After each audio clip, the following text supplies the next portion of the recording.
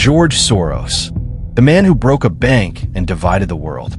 The day a single man shook a nation. On a quiet September morning in 1992, the British government was fighting an invisible enemy.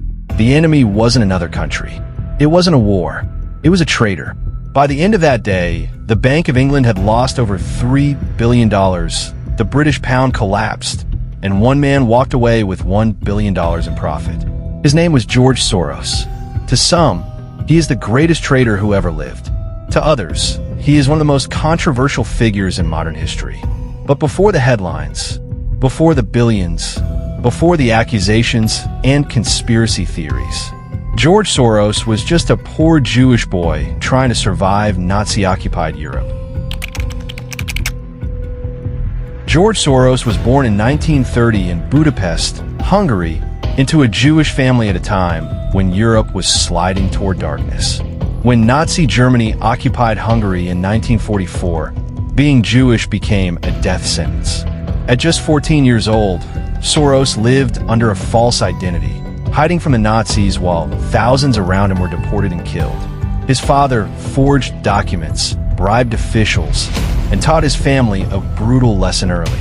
Survival depends on seeing reality clearly and acting before others do. That lesson would shape Soros for the rest of his life. You have an idea. Someone else built it. Now they're earning from it. Don't let your idea make money for someone else. Did you know you can make $500 to $1,000 monthly from big platform like Google AdMob? Start at Monetag just by creating mobile apps and publishing them on mobile app stores. At Business Intel Daily, we help you turn ideas into profit-ready mobile apps. We also offer app creation and monetization training if you want to build apps for yourself. Whether it's a dating app, gaming app, chat, social network app, website app, forum discussion app, or content app, and more. We build it to make money from day one. Contact us today or click the links below to get started. Build once, earn daily. After the war, Hungary fell under communist rule. Soros escaped with almost nothing and arrived in London as a refugee. He worked as a railway porter and a waiter just to survive. But his mind was different. He studied philosophy at the London School of Economics, where he met the man who changed his worldview forever, Karl Popper. Popper's idea of the open society, a world where no single ideology dominates and power is constantly questioned, became Soros' life mission. But first, he needed money. A lot of it. Wall Street's most dangerous mind. Soros moved to the United States and entered finance in the 1950s. While other traders focused on charts and numbers, Soros focused on human behavior. He believed markets were not rational. They were driven by fear, greed, politics, and mistakes. He called his idea reflexivity, the belief that market perceptions actually change reality itself. In 1973, he launched the Quantum Fund. What followed was legendary. Over 3 decades, the fund delivered over 30% annual returns, turning Soros into one of the richest men alive. But his most famous move was yet to come. The man who broke the Bank of England.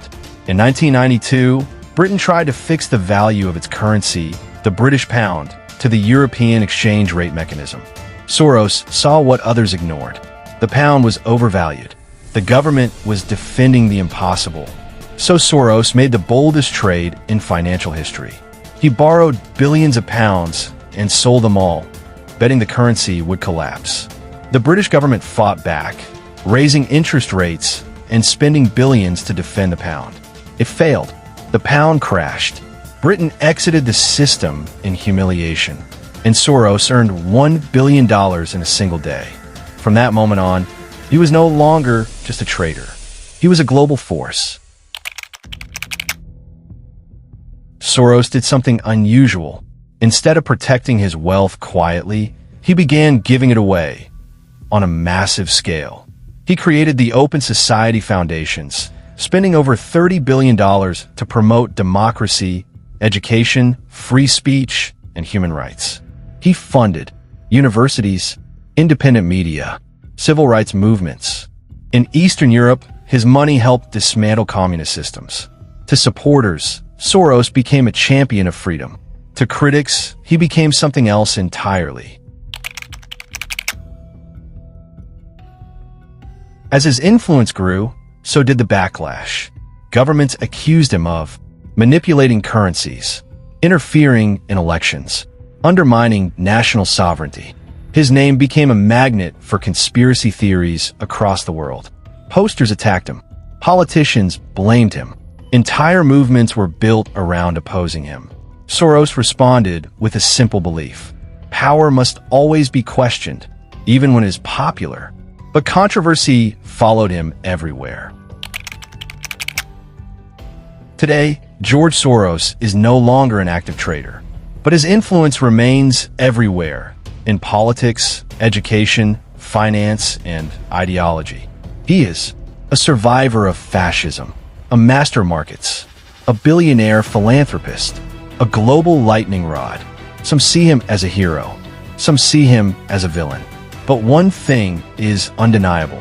George Soros proved that ideas, when combined with capital, can reshape nations. The question he leaves behind. George Soros once said, "Financial markets are unpredictable. So are human beings." Perhaps that's why his story continues to divide the world. Was he a genius who saw the truth before others? Or a man whose power grew too large?